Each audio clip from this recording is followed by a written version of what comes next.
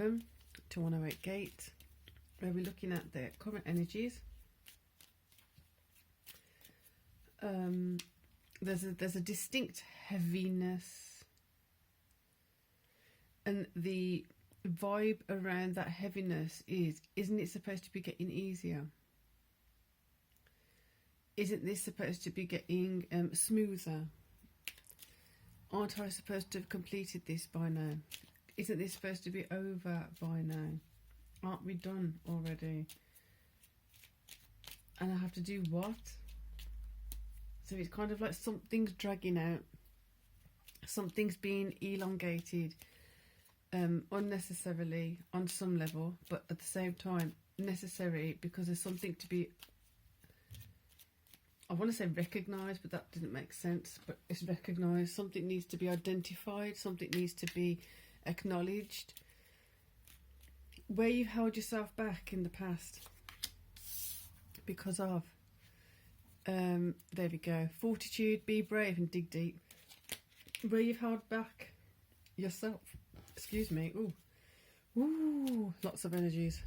Where you've held yourself back in the past because of not being able to see your full potential, not being able to acknowledge your full potential. This is going to be brought up to the surface. It's going to be brought up to the periphery. So it's not going to be it's brought up to the surface, but it's going to still be in the periphery for a short while, for you to kind of have a gaze at it indirectly, feeling it indirectly, awareness of it indirectly. Why it's indirectly and it's in the periphery, I don't know. Maybe it's the Ring of Fire vibe, I don't know, but it's very distinct feeling of it being indirect. Excuse me.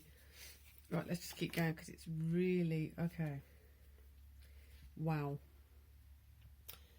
this one feels really strong today. Let's try and focus that a bit better. Right, so again we've got the vibe of looking down and seeing two shadows.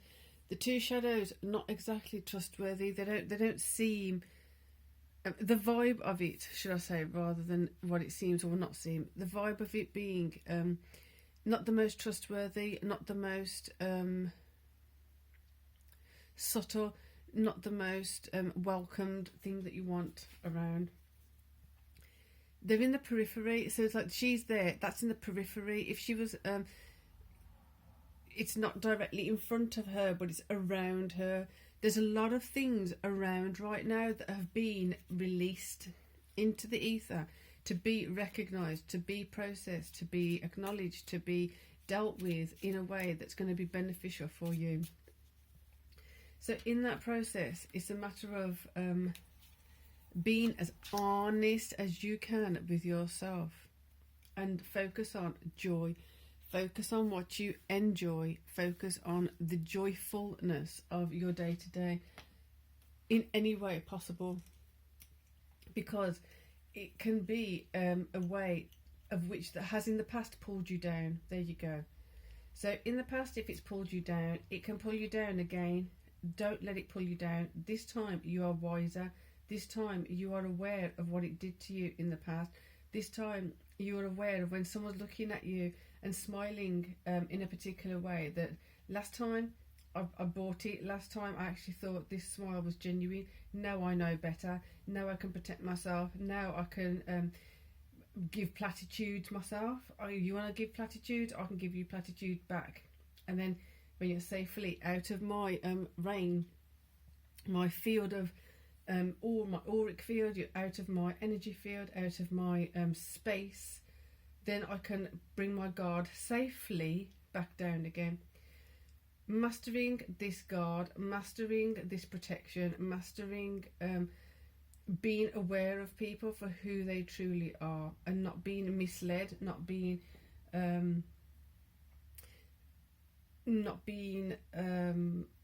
lied to in a way that is detrimental to you. So there's a different level of wisdom. You're going to actually have practical, it sounds a bit silly, but it's the only way I can explain it.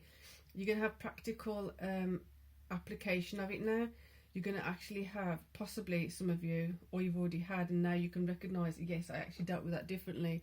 You're going to have practical examples coming up. You're going to have practical things happening where you identify that you respond differently, and it's not even that you have to consciously do it anymore. You are automatically just responding differently. You see that perceived threat there, know that, you know what, it's not a threat anymore because I know better than this. I know what to do. I know how to respond to it. I know how to protect myself. Therefore, I'm going to apply myself appropriately. You come to me with that, I'll come to you with this. Don't mess with me. Right. 9 of Cups. 3 of those cups are broken. Normally, I don't really focus on that, but I can see very, very, very, very strong right now. 9 of Cups, 3 of Cups are broken. You've still got 6. 6 being the in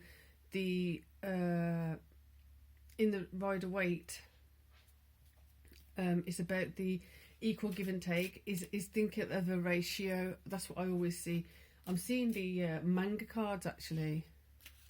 I've just had a flash of the manga cards. When you're giving equally and receiving equally, or sometimes you might be that you have to give more and sometimes the other one has to give more. There's those relationships when you know that there's equal exchange, it will balance itself out at some point along the line. Then there's the others that you know, in direct contrast to that you can give as much as you want, and they will take everything you've got to give without even batting an eyelid about giving you something in return. Not because you're asking for it, not because you're expecting it, but because just out of general courtesy, general reciprocating of energies, and they just don't do it, and they can't do it, and they won't do it. That's not on you, that's on them. Queen of Cups, therefore you can feel that that's reciprocating emotionally in a practical way. So I can't give, and I will share these certain things with this person, with this group, with this community, because I know that when I need it, or if I've needed it, or I trust it's not taken for granted. I trust it's not belittled. I trust it's not undervalued. I trust that it's actually appreciated. Therefore, the 3 cups that are broken, when you gave that love, you gave that attention, you gave that trust, you gave that something of value of your own, and it was just broken. Those are going to be mended. You're going towards a 10 of Cups.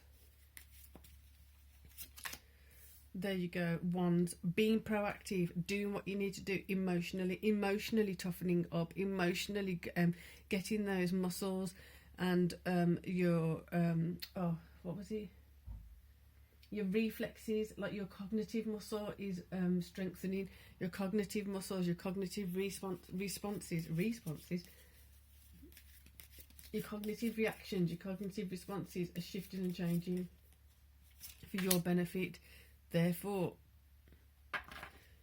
8 of Wands, communicating in a different way, communicating with a certain tone of deliverance, a certain tone of assertiveness, with gentleness, with kindness, with love, yet also allowing the other person to know, feel, believe, trust. You can't mess with me in the same way you did. You can't do to me what you did before, because my tone, just the tone alone, can communicate that I'm aware of what you did before. I'm aware of how you operate.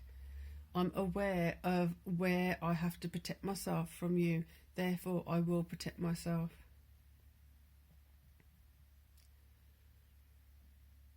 That's an intense reading. I don't think we're surprised about that anymore. It is empowerment. It's empowerment. Go forth. Focus on what you enjoy. Focus on what brings you joy. Therefore, illuminating where you gotta just come to and let go of that, where your cups were broken. Hold on to your cups. Protect your cups. And with those ones, they can be replaced. They can be fixed. Protect your cups. Going towards Ten of Cups. Practical application emotionally. Communicating in a way that's honest with yourself. And it actually is with like a force, like an authority. So others know you're in a different space.